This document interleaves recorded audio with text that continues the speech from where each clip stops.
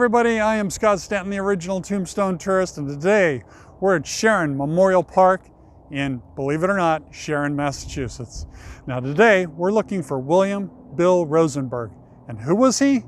Well, Bill was the founder and the developer and the creator of, wait for it, Dunkin Donuts. All right now, so we have at 13,000 outlets in 42 countries at $1.4 billion in sale. Today, Dunkin Donuts is one of the largest chains in the coffee donut business. But we're getting ahead of ourselves. Let's talk about the early years. So Bill had to drop out of school at the 8th grade. He's never had really a formal education. And he had to help the family out. They lost their business during the Depression, and he went right to work. And pretty much everything he touched turned to gold. This guy had the magic touch. He was very, very successful. He worked in and out of food service, and by the age of early 20s, he was already a manager. Now, he developed, he started his own catering company, and he bought his first catering truck, and he went about to businesses in and around manufacturing plants in and around Boston. And he sold to the workers on their breaks and whatnot, coffee, donuts, sandwiches. He had, you know, his display was all in stainless steel. He was really an innovator way, way back then. Well, in a matter of a couple of years, he ended up with 200 trucks. He had 25 in-plant little kiosks that he sold the whole time.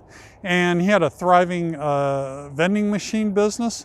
And he was doing gangbusters. He was doing so well, he took a look at his balance sheet and he said, wow, I'm doing 40% of my business in coffee and donuts. Maybe I should open up a, you know, a bricks and mortar store. And he did in Quincy, Massachusetts. Interestingly enough, that store is still open and serving Dunkin Donuts today. Now, he went business was just great, and he opened up 6 more and in and around the Boston area. And then he said, wow, this is a lot of work.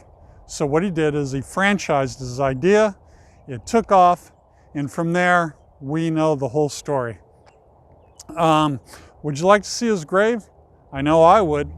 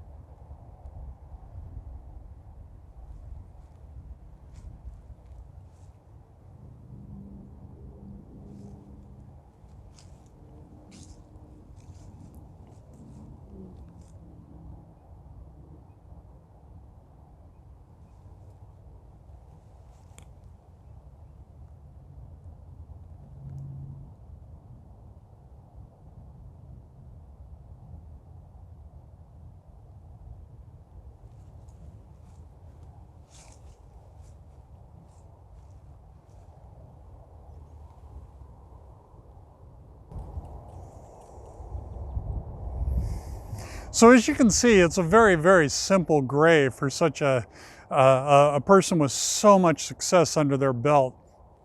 And by the way, he's in the back area in section 29, also known as Gilead, in lot E.3. He's right on the corner with this low hedge around the grave. Now, at this point, if you're a huge fan of dunks and you got to have your dunks fixed every morning, you might want to turn this off. So you're probably wondering, Scott, you're in the Boston area, are you a big Dunkin's fan? I am not.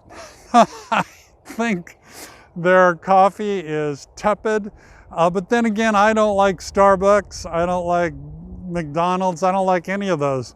And you know what? And their donuts, I'm just gonna say it, they're like dry bricks. And in doing research for this video, I figure out why. Well, they don't make them fresh anymore. When Bill was around, they made them fresh in store, and they got up at 3 in the morning and started cooking the donuts. And Bill offered 52 different styles of donuts, whereas competitors were only offering 5, and that's what made him so successful. But naturally, when you franchise and you go big, you start making things in a factory, and they get shipped out frozen, and they thaw them out in the stores and do some minor prep, and they serve them. So I'm not a big fan. But then again, I grew up with Winchell's in Southern California.